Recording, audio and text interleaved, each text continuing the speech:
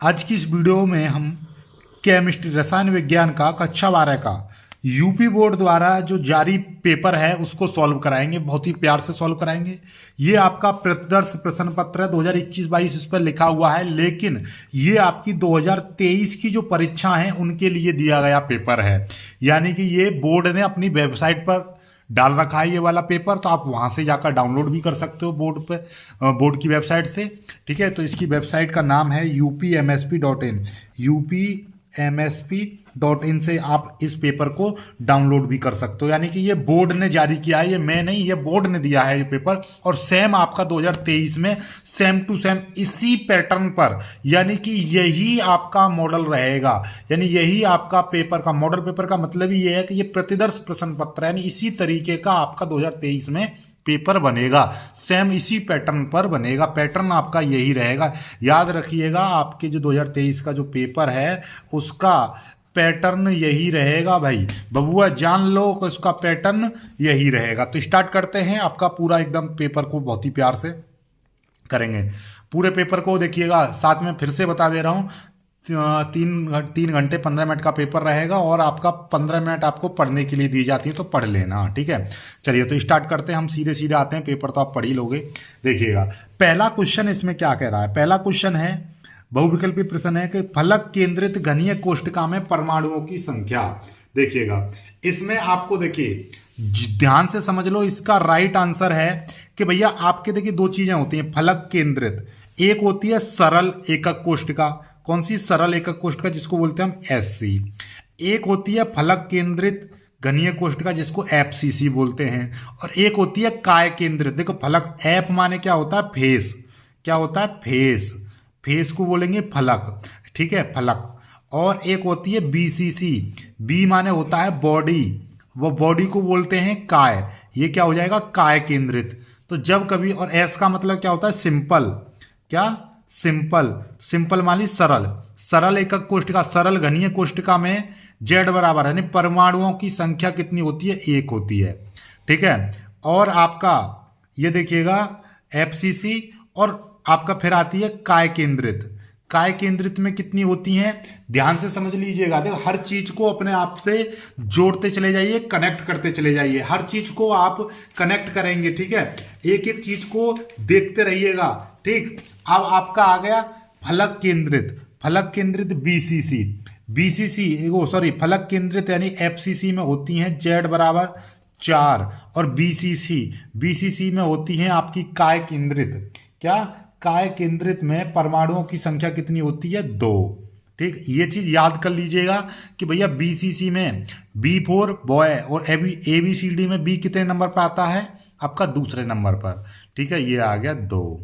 ठीक, SC simple. Simple सबसे पहली चीज होती है सिंपल। सिंपल सबसे पहली चीज होती है सिंपल। तो सिंपल में ट्रिक से याद कर लीजिए, सिंपल के लिए आपका आएगा 1।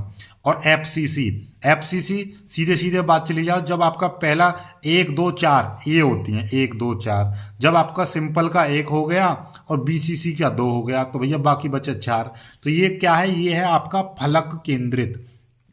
फलक केंद्रित का मतलब क्या हो गया? एफसीसी।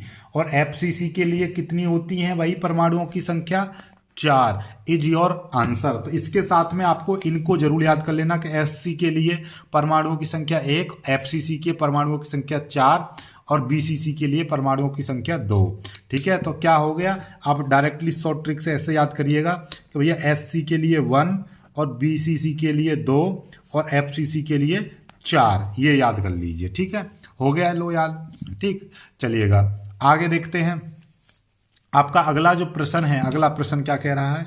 अगला प्रश्न है कि निम्नलिखित में से कौन सा विलयन अणु संख्या गुण नहीं है। इस क्वेश्चन का आंसर देने के लिए आपको 5 सेकंड दी जा रही है। 5 सेकंड के लिए वीडियो को रोकिए और जल्दी से कमेंट करके बताइए इसका राइट आंसर क्या है। तो देखिएगा, जो विलयन का अणु संख्या गुणधर्म नहीं है, यानी अणु संख्या किस चीज पर निर्भर करती, देखिएगा परासरण दाब, ये आपका विलयन का अणु संख्या गुणधर्म नहीं है। तो इसका राइट आंसर क्या है? इसका राइट आंसर है परासरण दाब। सॉरी, परासरण दाब नहीं, पृष्ठ तनाव। सॉरी, पृष्ठ तनाव। परासरण दाब होता है पृष्ठ तनाव। पृष्ठ तनाव इज द राइट आंसर। ये आपका नहीं है, यानी कि ये चीज इस पर निर्भर करती है। वाष्पदाब में अवनमन, ये भी विलयन का गुणधर्म है। ठीक है, इसमें कह रहा है विलयन का गुणधर्म नहीं है, अणु संख्या गुणधर्म नहीं है।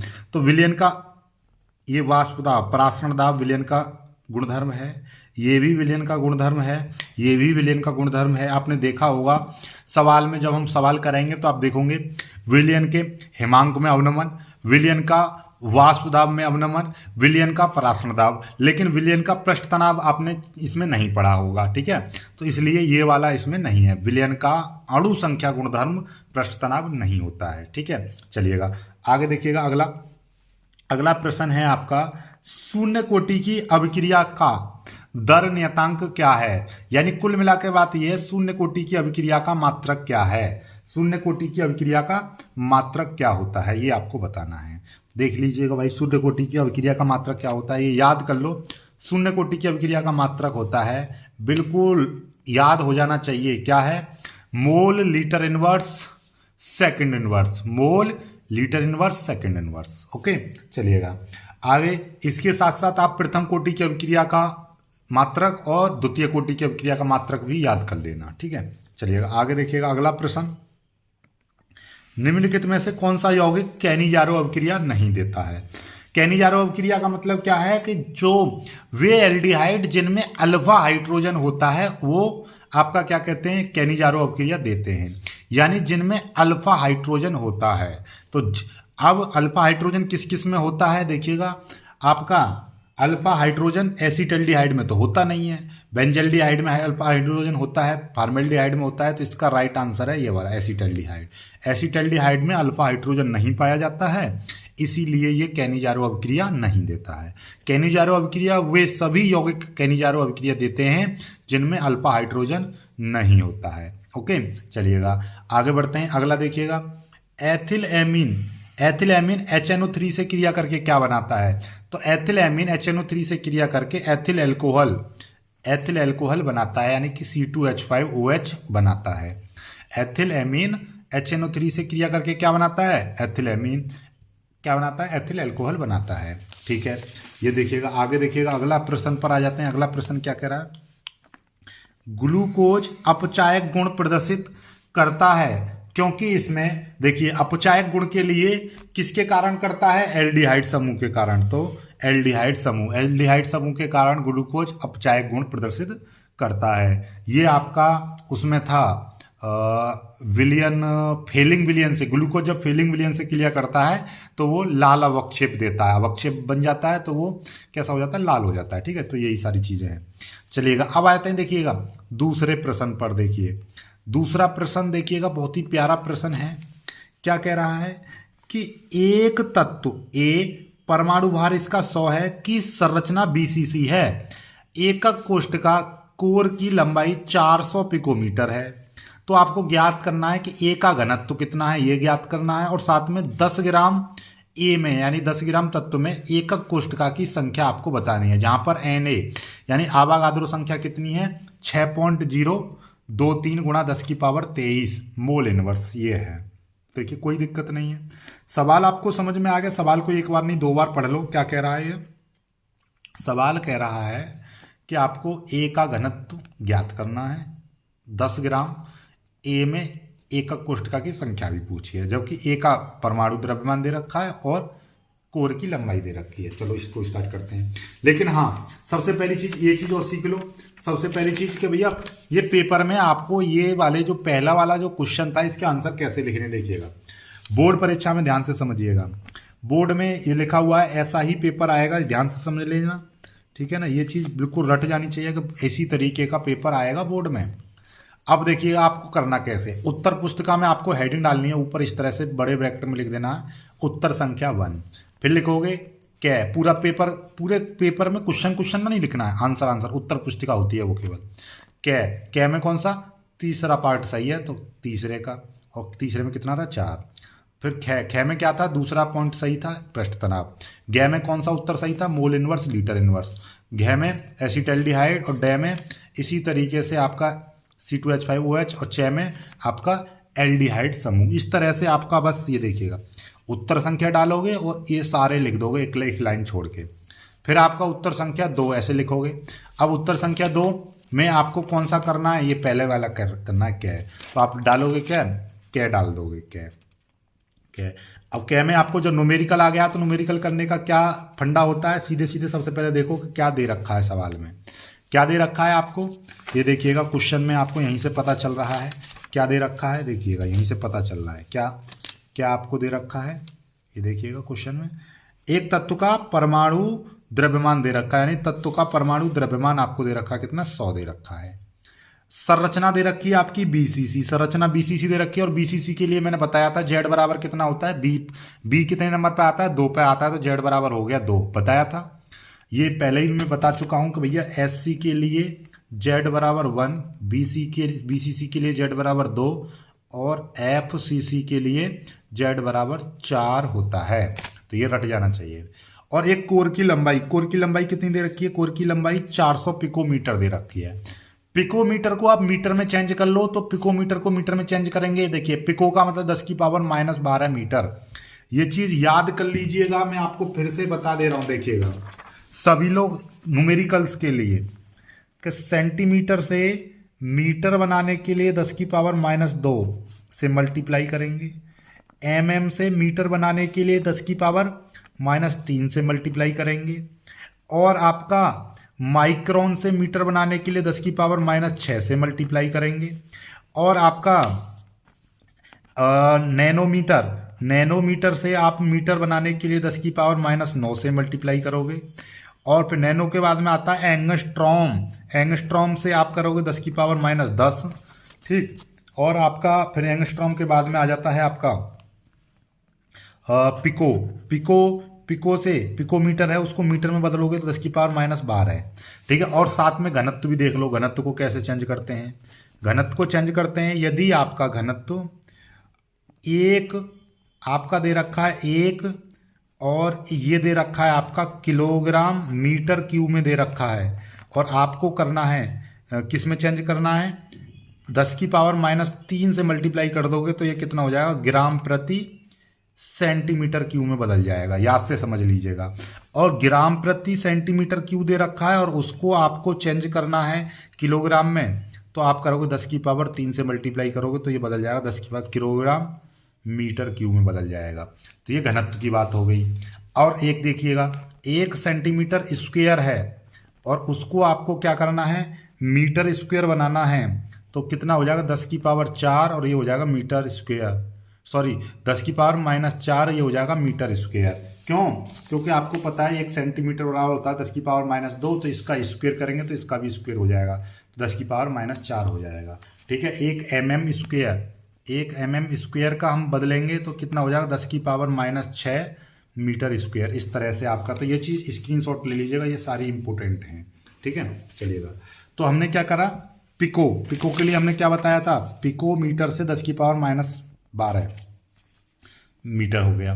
अब देखिए 10 की पावर 2, जितनी जीरो होती हैं प्लस की उतनी ही घातें यहाँ पे क्या आ जाती हैं, कम हो जाती हैं यहाँ से, तो जहाँ 2 जीरो को हटा देंगे तो ये कितना आ जाएगा, 10 की पावर -10 मीटर बचेगा। कितना बचा, 10 की पावर -10 मीटर बचा, ठीक। 10 की पावर -10 क्यों बचा, क्योंकि देखिए 10 की पावर 400 गुणा 10 की पावर -12 था, 400 का मतलब कितना हो गया 100, यानी 4 गुणा 100, 100 का मतलब 10 की पावर 2, यानी 4 गुणा 10 की पावर +2। तो कुल मिला के बात ये है, 2 जीरो को कम करेंगे, 2 घातें यहाँ से माइनस की खत्म हो जाएंगी, तो कितना आ जाएगा, यानी 2 घातें यहाँ पे प्लस की आ जाएंगी, और यहाँ पे माइनस की 10 हैं, 2 घात प्लस की आएंगी तो माइनस की 10 बचेंगी, ठीक है। समझ में आ गई, तो ए बराबर इतने मीटर आ गया, ठीक है। घनत्व बराबर हमसे पूछा है, तो घनत्व बराबर देखिएगा, घनत्व हमें पूछा है तो घनत्व का फॉर्मूला, ये घनत्व है रो, घनत्व बराबर होता है ZM/AQNA, ठीक है। AQNA आ गया, तो Z क्या है आपको पता चल गया, Z यहाँ पर क्या है, परमाणु की संख्या है, M आपका अणुभार है यानी कि परमाणु द्रव्यमान संख्या, A आपका क्या है, A कोर की लंबाई, A कोर की लंबाई ये वाली है यानी कि उसका आयतन है, लंबाई कोर की भुजा की लंबाई है, तो उसका Q कर देंगे। Na क्या है, Na आवागाद्रो संख्या है, आवागाद्रो संख्या का मान कितना होता है, आपका क्वेश्चन में दे रखा होता है, देखो ये दे रखा आवागाद्रो, ये वैल्यू लगाओ। Z बराबर कितना दे रखा है सवाल में, 2 दे रखा है, ठीक है, क्योंकि यहाँ पे BCC बोला और BCC के लिए Z बराबर कितना होता है, 2 होता है, ये 2 लगा दिया, ठीक। आगे आपका ये देखिएगा 100 क्या है आपका, 100 एम, एम क्या है? परमाणु द्रव्यमान, यानी कि परमाणु द्रव्यमान कितना? 100 है, ये रहा एम। ए क्यू, ए की जगह पर कितना है? ए की जगह पर 4 गुणा 10 की पावर माइनस 10 है, तो 4 गुणा 10 की पावर माइनस 10, और क्यू, क्यू की जगह है 3, 10 की होल पावर 3, ये आ गया। एन ए, एन ए का मान देखिएगा, ये दे रखा है, कितना है एन ए का मान? 6.023 गुणा 10 की पावर 23, तो 6.023, यहाँ पे 3 कर लीजिएगा। ये वैसे एग्जैक्टली आपका 2 होता है, लेकिन यहाँ पे 3 आपको जो दे रखा है तो 3 भी लगा सकते हैं, कोई दिक्कत नहीं है। तो यहाँ पे 2 3 लगाइए, जो सवाल में दे रखा है 3, तो 3 लगाइए फिर, ठीक है। ये आ गया आपका मान। अब इसको सॉल्व करना है। इसको सॉल्व कैसे करेंगे देखिएगा। अब इसको सॉल्व मैं यहाँ पे करके दिखा दे रहा हूँ आपको, देखिएगा, दिखाई दे रहा है ना आपको? देखिए, आप दिखाई देगा, ये देखिएगा, यहाँ से लिख रहा हूँ मैं। ये आपका 2 गुणा 100 को जौं का त्यों रहने दो।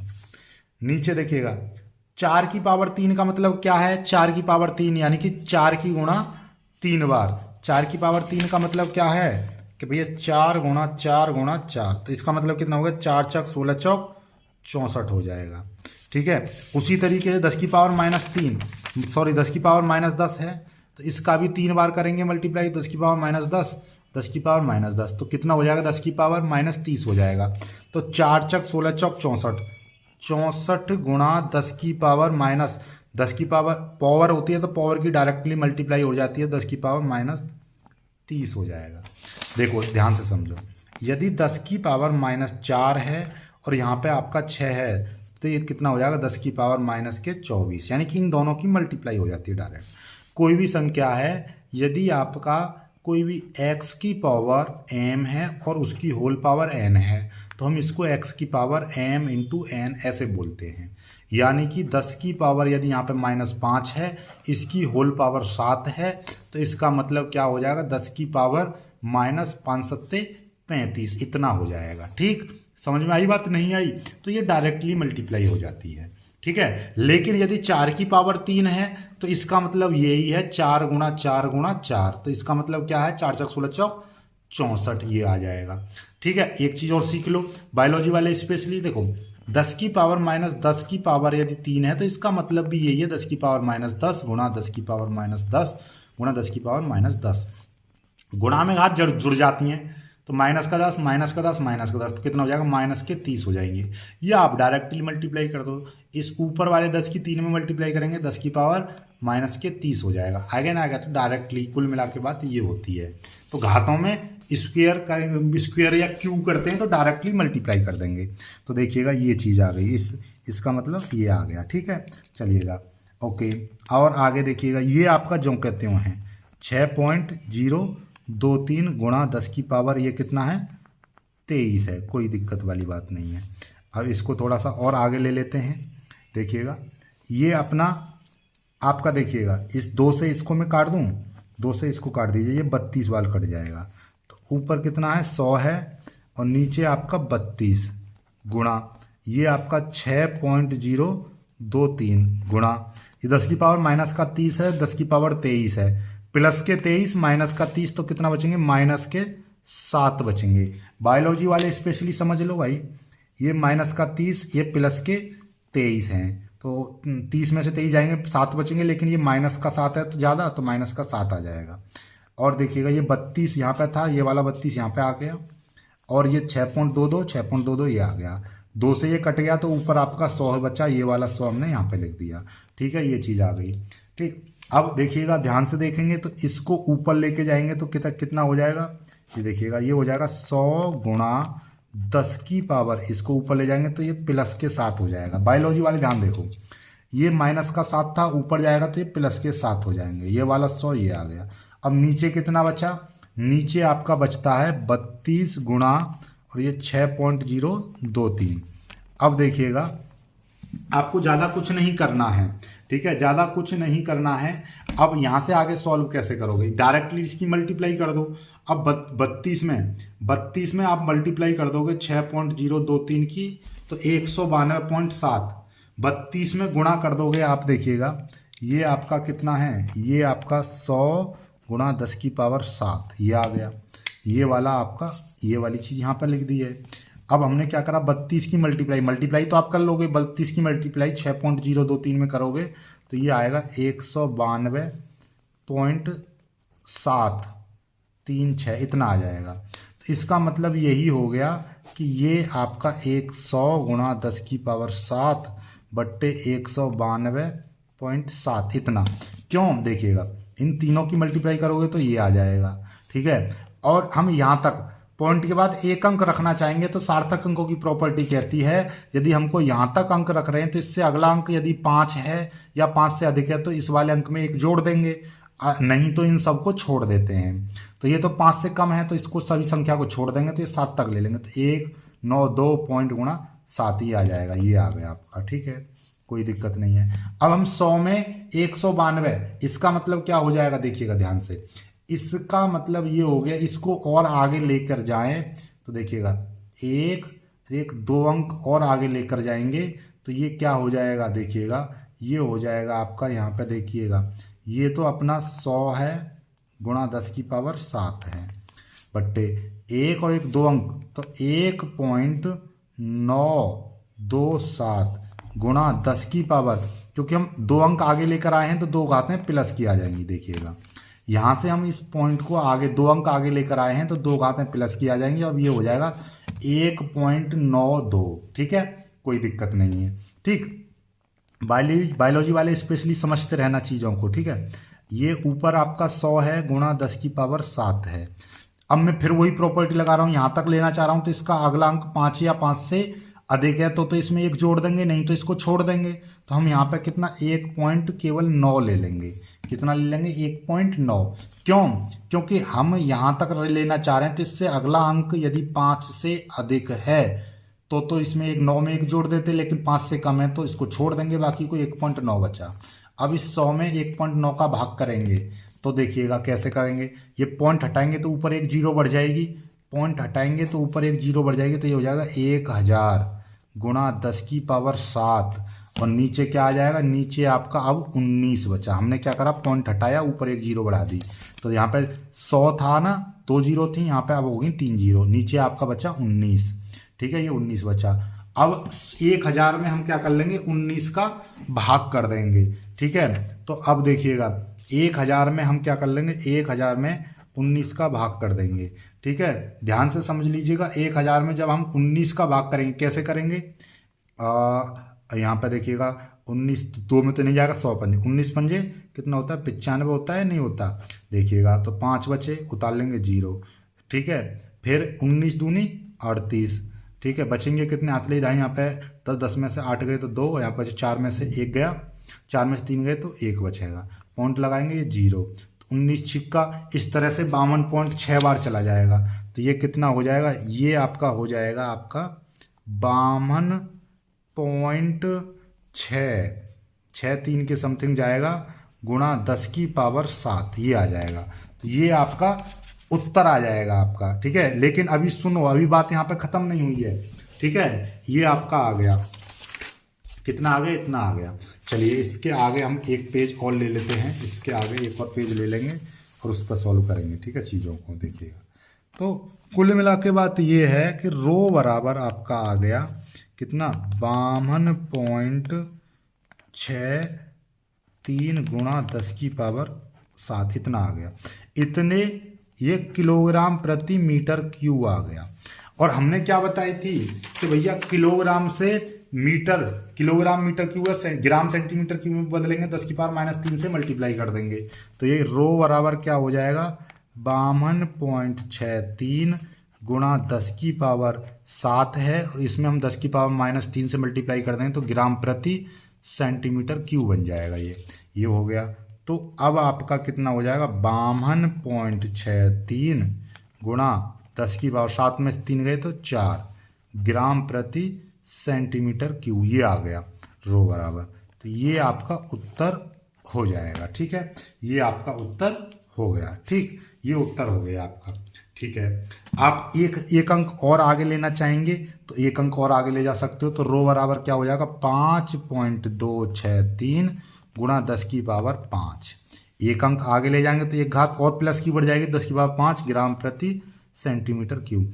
अब आपके ऊपर 3 उत्तर हो गए, एक उत्तर ये हो गया, एक उत्तर ये हो गया और एक उत्तर ये हो गया। जो आप लिखना चाहो वो लिख दीजिएगा, ठीक है। अब ये ग्राम प्रति मीटर क्यूब क्यों आया? क्योंकि आपको पता है कि आपने दूरी किस में ली थी, दूरी हमने मीटर में ली थी। यहां पे याद है पिकोमीटर, मीटर में चेंज की थी, तो मीटर में चेंज की है। तो घनत्व बराबर क्या होता है? द्रव्यमान बट्टे आयतन। घनत्व बराबर द्रव्यमान बट्टे आयतन होता है, तो आयतन का मात्रक मीटर क्यूब में लेंगे, तो मीटर आ रहा है तो किलोग्राम प्रति मीटर क्यूब आएगा। तो ये कॉम्बिनेशन ये वाला लेना चाहिए, तो इसलिए हमने इसमें क्या कर दिया, ये चेंज कर दिया, इसमें आ गया, ठीक है। क्लियर होगी बात? तो ये चीज आपका यहाँ पर कर लीजिएगा, ठीक है, कोई दिक्कत वाली बात नहीं है, ठीक है। अब आगे बढ़ते हैं, आगे देखिएगा इसी सवाल में क्या कहा था कि भैया देखो इसको जरा ध्यान से पढ़ लो इस वाली लाइन को, 10 ग्राम ए में एकक कोष्ठका की संख्या, क्या पूछी है? 10 ग्राम ए में एकक कोष्ठका की संख्या आपसे पूछी है, तो कोई दिक्कत वाली बात नहीं है, ठीक है। एकक कोष्ठका की संख्या आपसे पूछी है, नो प्रॉब्लम। चलो इसको भी सॉल्व करते हैं, ठीक है। चलिए तो देखो इसको कैसे करेंगे हम सॉल्व, बहुत ही प्यार से हम इसको भी सॉल्व कर लेंगे, ठीक है। देखिएगा कैसे करेंगे, यहां तक तो कोई दिक्कत नहीं है, ठीक। अब आपसे पूछा है कि देखिएगा कि 10 ग्राम एक 10 ग्राम तत्व, यानी ये यानी कि तत्व है, तत्व बोले ना, ये 10 ग्राम तत्व में एकक कोष्ठका की संख्या। तो भैया अब ये देखो कि भैया बड़ी पूरी एकक फुल एकक कोष्ठका, जैसे कि मैं कह रहा हूं कि ये एक रोटी है बड़ी, तो इसमें से मुझे छोटी छोटी रोटी बनानी है। इस रोटी का वजन है मान लीजिए 100 ग्राम है, और एक छोटी रोटी बनानी है और इस रोटी का वजन है आपका 5 ग्राम। तो इसमें से बड़ी रोटी में से ये छोटी रोटी कितनी बन सकती है 5 ग्राम वाली? तो आप इस बड़ी रोटी के द्रव्यमान में 5 छोटी रोटी का भाग कर देंगे, 5 से भाग कर देंगे तो 20 बन जाएंगी, ठीक है। तो 20 रोटी बन जाएंगी। तो उसी प्रकार से अब आपको पता है कि भैया 10 ग्राम तत्व में एकक कोष्ठका कितनी होगी। तो सबसे पहले आप 10 ग्राम, ये तो तुम्हें बड़ी रोटी की मात्रा तो पता चलेगी 10 ग्राम, लेकिन एकक कोष्ठका यानी छोटी, एकक कोष्ठका यानी कि छोटी रोटी की मात्रा निकालो, तो छोटी कोष्ठका का निकालेंगे। तो छोटी का मतलब क्या है? एकक कोष्ठका का द्रव्यमान मात्रा निकालेंगे। तो एकक कोष्ठका का द्रव्यमान, तो यहाँ पे देखेंगे पहले निकालेंगे एकक कोष्ठका का द्रव्यमान, तो यहाँ पे लिख दो एकक कोष्ठका का द्रव्यमान। एकक कोष्ठका का द्रव्यमान कितना हो जाएगा? तो देखिएगा एकक कोष्ठका का द्रव्यमान, क्योंकि आप जानते हो घनत्व बराबर क्या होता है? द्रव्यमान बट्टे आयतन होता है। तो क्या हो जाएगा? घनत्व इंटू आयतन, एकक कोष्ठका का आयतन, ये हो जाएगा, ठीक है। द्रव्यमान बराबर, तो एकक कोष्ठका का घनत्व कितना आया है? देखिए घनत्व तो यही आया है, घनत्व ये रहा, तो ये कितना है आपका 5.263 गुणा 10 की पावर 5 गुणा आयतन कितना था? आयतन देख लीजिए, आयतन क्योंकि हम यहाँ पर सेंटीमीटर वाला ले रहे हैं, घनत्व हम सेंटीमीटर वाला ले रहे हैं, तो यहाँ पर क्या है आपको जो आयतन है वो सेंटीमीटर वाला लेना पड़ेगा। तो आयतन हमारा कितना है? आयतन ए क्यू हो जाएगा। भुजा इतनी दे रखी है, तो भुजा का क्यू देखिए, भुजा सेंटीमीटर में और निकाल लो। जब मीटर में इतनी है तो देखिएगा हमने ये चीज बताई थी कि मीटर है, सेंटीमीटर से मीटर बदला 10 की पावर -2, तो भैया मीटर से, एक मीटर से सेंटीमीटर बदलेंगे 10 की पावर 2, ये हो जाएगा सेंटीमीटर, ठीक है। तो मीटर सेंटीमीटर यानी कि प्लस कर देंगे, इस घात माइनस है तो इधर जाकर प्लस की हो जाएगी। तो ऐसे ही यहाँ पर 10 की पावर ये है, तो 4 गुणा 10 की पावर -10 है, इसमें 10 की पावर 2 प्लस की जोड़ देंगे तो ये सेंटीमीटर हो जाएगा। तो कुल मिला के बात ये है 10 की पावर कितना हो जाएगा? 4 गुणा 10 की पावर -8 हो जाएगा, ये सेंटीमीटर बन गया। ये चीज़ याद रखिएगा, ठीक है। तो ये क्या हो जाएगा? सेंटीमीटर हो जाएगा, ठीक। कहाँ गया हमारा? ये रहा, ये क्या हो गया आपका? सेंटीमीटर हो गया, ठीक। चलिएगा अब इसका निकाल देंगे हम, ठीक। हमें क्या चाहिए था? हमको चाहिए था इसका आयतन। तो आयतन कितना हो जाएगा? भुजा का क्यू, यानी 4 गुणा 10 की पावर -8 का क्यू, ये हो गई आपकी इसकी भुजा थी ना, 4 गुणा 10 की पावर -8, भुजा का क्यू कर दिया। इनकी मल्टीप्लाई कर देंगे तो ये कितना हो जाएगा? 5.263 गुणा 10 की पावर 5 गुणा 4 चौक 16 चौक 64 गुणा 10 की पावर माइनस 8 दिया 24, ये आ गया आपका। ठीक है, आ गया हमारा ये इसका देखिएगा, ये तो अपना जो कहते हैं आ गया। 4 गुणा 10 की पावर माइनस 8 था, 4 का क्यू करेंगे 64 और 8 10 की पावर माइनस 8 का क्यू करेंगे 10 की पावर माइनस 24। तो ये कितना हो जाएगा, ये देखिएगा, इनकी मल्टीप्लाई कर दो कि भैया 5.263 गुणा आप करेंगे 64, तो ये कितना आ जाएगा 336.832 गुणा 24 में से 5 चले जाएंगे तो माइनस के 19 बचेंगे। क्यों? क्योंकि ये माइनस के 24 हैं, ये प्लस के इतने हैं, तो इतना आ गया आपका, ये द्रव्यमान आ गया, द्रव्यमान। ठीक है, हमसे क्या पूछा है, हमसे पूछा है कि 10 ग्राम, ये एकक कोष्ठिका का द्रव्यमान है, तो 10 ग्राम तत्व में, तो 10 ग्राम में पूछा है, 10 ग्राम में कितनी एकक कोष्ठिकाएं होंगी, तो लिख देंगे 10 ग्राम, यहाँ पे लिख देंगे 10 ग्राम तत्व में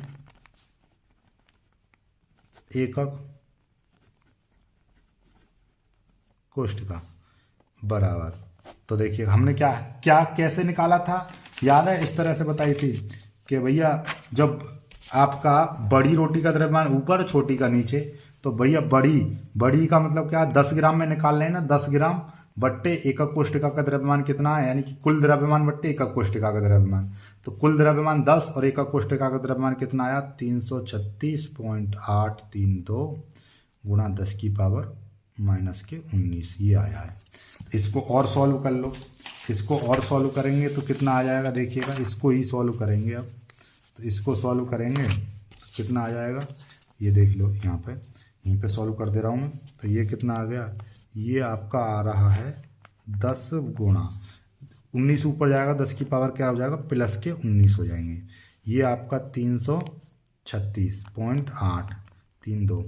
पॉइंट को आगे ले आओ, 1 और 2 अंक आगे ले आएंगे तो कितना हो जाएगा, 10 गुणा 10 की पावर 19 बट्टे 1 और 2 अंक आगे ले आएंगे तो 3.36832 गुणा 10 की पावर 2, क्योंकि 2 घात पॉइंट इधर की साइड में जाता है तो प्लस की घातें आती हैं।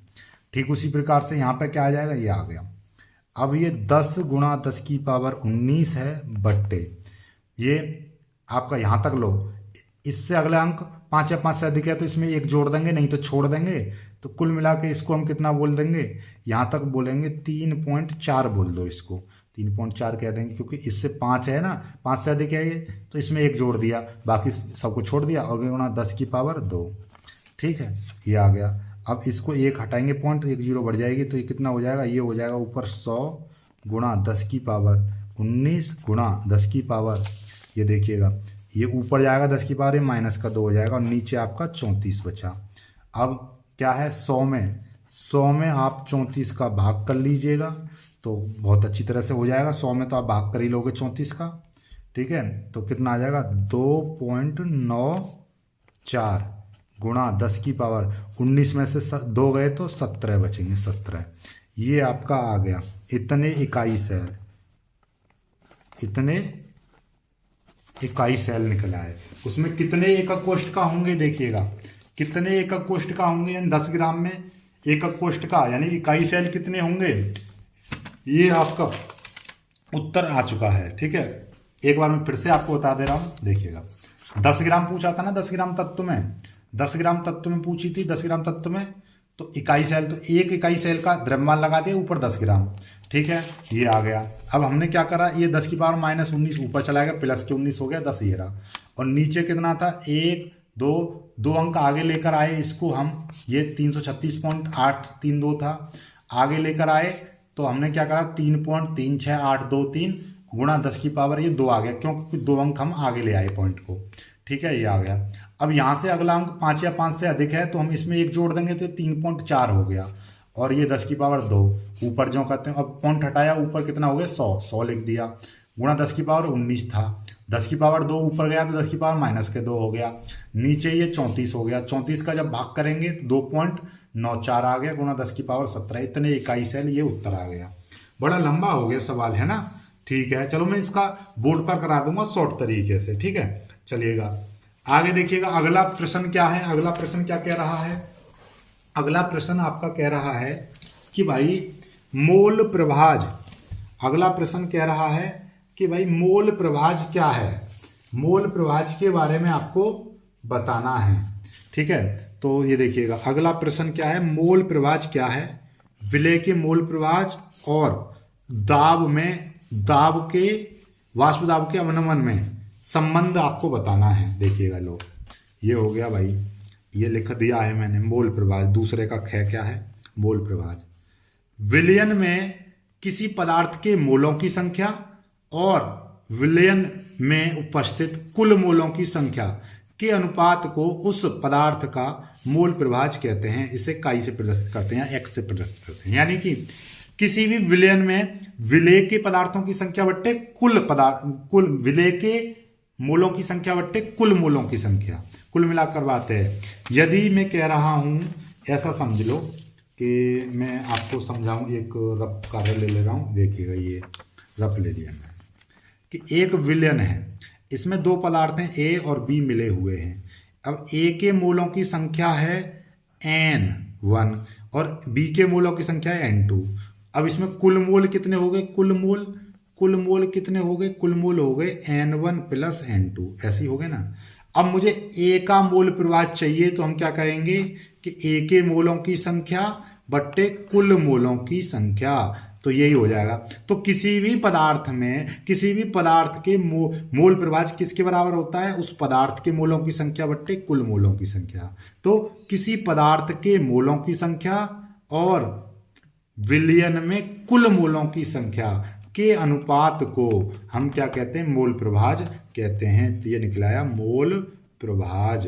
ठीक, तो क्या है, विलयन में किसी पदार्थ के मोलों की संख्या और विलयन में उपस्थित कुल मोलों की संख्या के अनुपात को उस पदार्थ का मोल प्रभाज कहते हैं।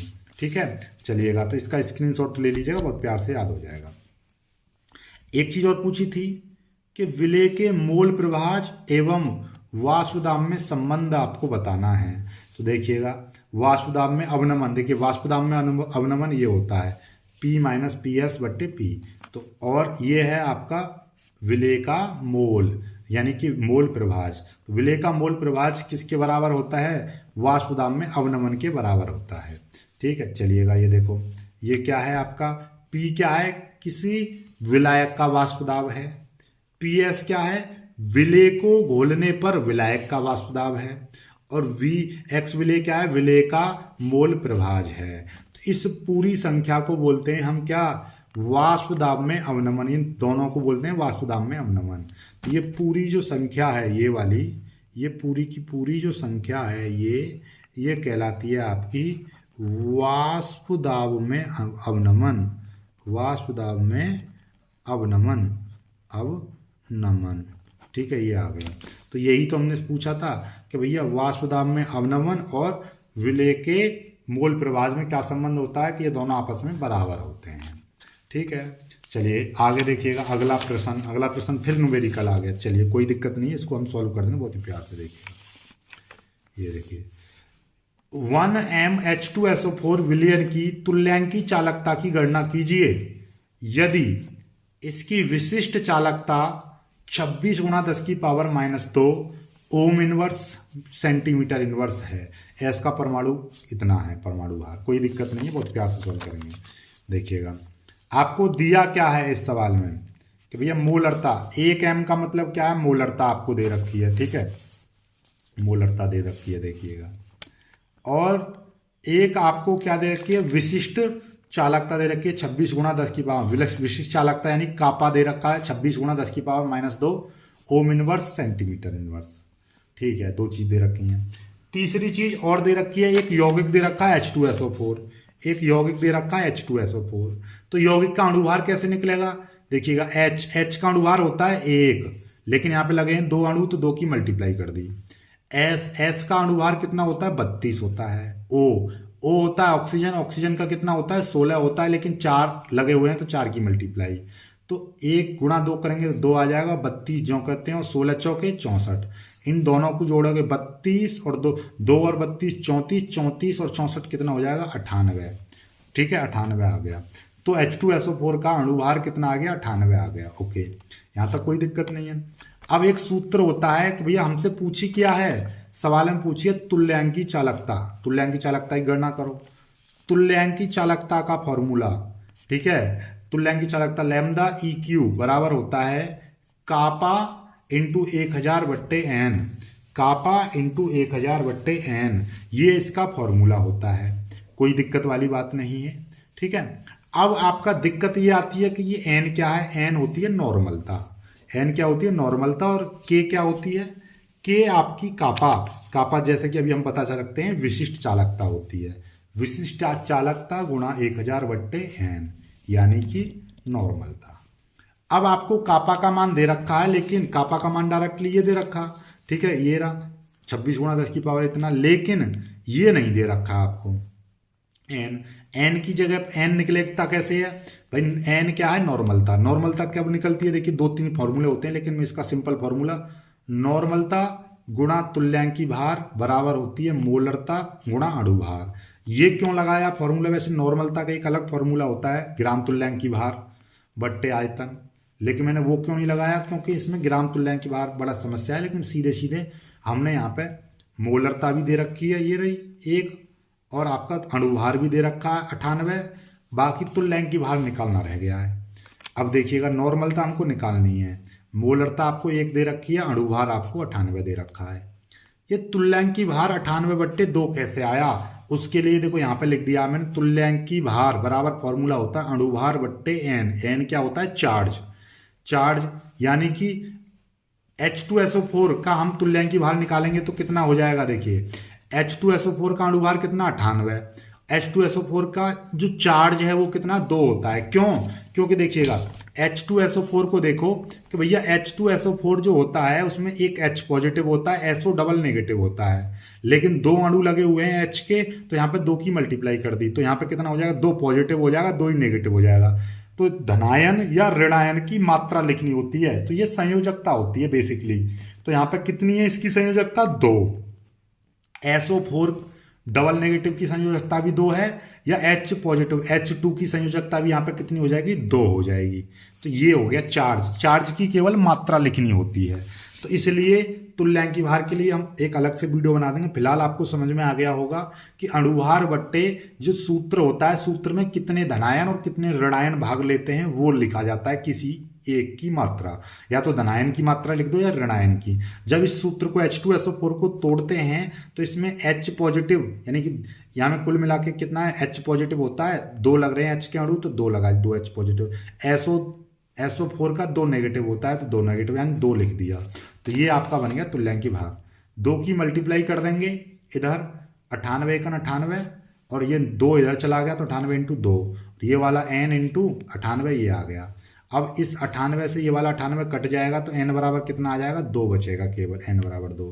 तो यही n बराबर 2 उठा के यहाँ पर रख दो इस वाले फॉर्मूले में। तो EQ यानी कि चालकता बराबर कापा × n, ये था EQ यानी तुल्यांकी चालकता बराबर कापा × 1000/n, तो कापा × 1000, तो कापा की वैल्यू कितनी थी, कापा की वैल्यू विशिष्ट चालकता सवाल में दे रखी है 26 × 10⁻², तो ये आ गई। कापा की जगह पे कितना आ गया 26 × 10⁻², 1000/n की वैल्यू कितनी निकली थी, नॉर्मलता बराबर 2 निकली है, ठीक है। अब देखिएगा 1000 का मतलब क्या होता है, 1000 का मतलब होता है, देखिएगा 26 × 10⁻² ये आ गया, 1000 का मतलब 10⁻³ हो गया, बट्टे नीचे 2, ठीक है। अब देखिएगा 2 से ये 26 कट जाएगा, 2 से 26 काट देंगे 13 बार कट जाएगा, ठीक है। और 10⁻³ है, ये 10⁻−2 है, 10⁻³ में से 2 जाएंगे, 10 कितना बचेगा 1 बचेगा। 1 को लिखो या मत लिखो तो 13 × 10, 10 की जब मल्टीप्लाई इसमें करेंगे तो 130 आ जाएगा। तो ये इसका मात्रक क्या होता है, तुल्यांकी चालकता का सीमेंज मीटर की घात -2 तुल्यांक की घात -1, या 130 ओम इनवर्स सेंटीमीटर स्क्वायर तुल्यांक इनवर्स ये होती है। तो ये इसका मात्रक आ गया, ये उत्तर हो गया इसका, ठीक समझ में आ गया, ठीक है। एक बार इसको फिर से वीडियो को पीछे करके देखना, आपको सब कुछ समझ में आ जाएगा, ठीक है। और बाकी ये ग्रुप में डाल दूंगा मैं, आप वहां पर देख लीजिएगा, ठीक है। सारी चीज ग्रुप में डाल दूंगा मैं, ठीक। चलिएगा आगे, अगला है आपका स्कंदन की हार्डी सुलजे नियम क्या है समझाइए। देखिए पहली चीज तो ये समझिएगा कि स्कंदन हार्डी-सुलजे नियम क्या होता है। ठीक है, देखिए ये लिखा हुआ है हार्डी-सुलजे नियम। क्या इस नियम के अनुसार आयनों की स्कंदन शक्ति आयन की संयोजकता बढ़ने के साथ बढ़ती है। यानी ये हार्डी-सुलजे नियम क्या कहता है? हार्डी-सुलजे नियम के अनुसार आयनों की स्कंदन शक्ति आयनों की संयोजकता बढ़ने के साथ साथ बढ़ती है। यानी कि Al ट्रिपल पॉजिटिव की स्कंदन शक्ति अधिक होगी, Ba2 पॉजिटिव की इससे कम होगी और इससे कम इसकी होगी। यानी कि Na एक पॉजिटिव की, क्योंकि इस पर एक चार्ज है, इस पर 2 पॉजिटिव चार्ज है, इस पर 3 पॉजिटिव चार्ज है, तो इसका मतलब क्या है? Na पॉजिटिव से ज्यादा स्कंदन शक्ति Ba2 पॉजिटिव की होगी और Ba2 पॉजिटिव से ज्यादा स्कंदन शक्ति Al 3 पॉजिटिव की होगी। तो जितनी संयोजकता आयन की जितनी संयोजकता बढ़ती जाएगी, यहाँ पे 1, यहाँ पे 2, ये 3, तो इसकी स्कंदन शक्ति भी उतनी बढ़ती जाएगी। ठीक है, चलिएगा अब ये स्कंदन शक्ति, स्कंदन क्या होता है ये चीज समझ लो बस। देखिए जो आपका देखिएगा कोलाइड विलयन होता है, तो कोलाइड विलयन में 2 चीज पाए जाते हैं। एक तो कोलाइड पाए जाते हैं, क्या कोलाइड, और एक परिक्षेपण माध्यम या परिक्षेपण माध्यम पाया जाता है। तो कुल मिला के आप समझिए कोलाइड विलयन में कोलाइड पाए जाएंगे। कोलाइडों पर एक चार्ज होता है। सभी कोलाइडी कण, जो जितने भी कोलाइडी कण होंगे उन सब पर एक ही प्रकृति का चार्ज मिलता है। जैसे कि यदि इसमें 10 कोलाइडी कण हैं तो 10 ही कोलाइडी कणों पर एक जैसा, यदि एक कोलाइडी कण पर पॉजिटिव चार्ज है तो सभी कोलाइडी कणों पर पॉजिटिव चार्ज ही मिलेगा, यानी एक ही प्रकृति का चार्ज मिलता है। तो और जब एक ही प्रकृति का चार्ज मिलेगा, जैसे कि ये कोलाइडी कण है, ये कोलाइडी कण है, मैं कह रहा हूं इस पर पॉजिटिव चार्ज है तो इस पर भी पॉजिटिव चार्ज होगा, क्योंकि सभी कोलाइडी कणों पर एक जैसा आवेश होता है। जब एक जैसा आवेश होगा तो ये कभी भी एक दूसरे के पास नहीं आएंगे।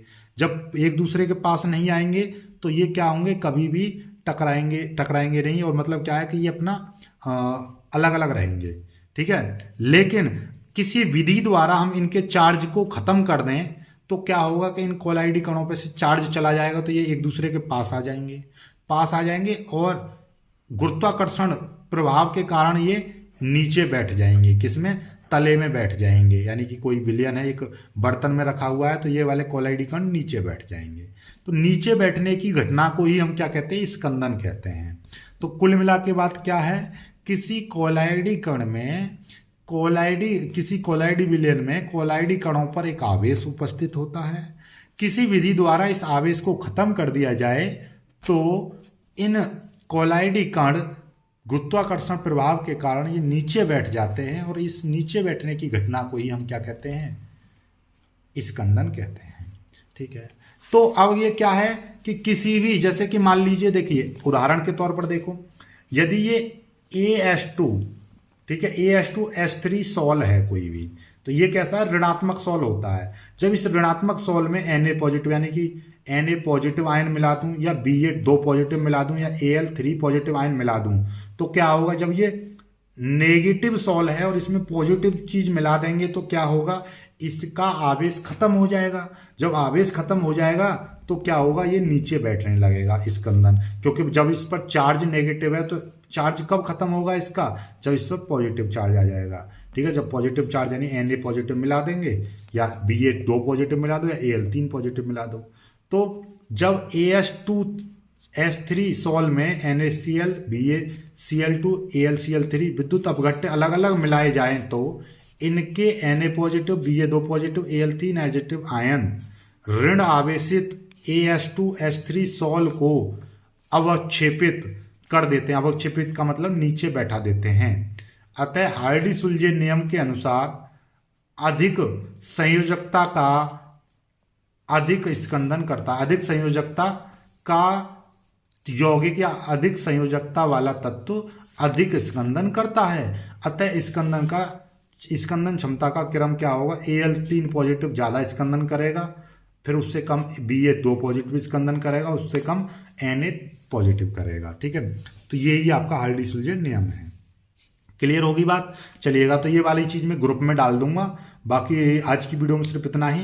वीडियो को लाइक करके शेयर कर दीजिएगा, चैनल को सब्सक्राइब जरूर कर लीजिएगा। बाकी अगली वीडियो में जल्दी मिलेंगे, तब तक के लिए बाय बाय, जय हिंद।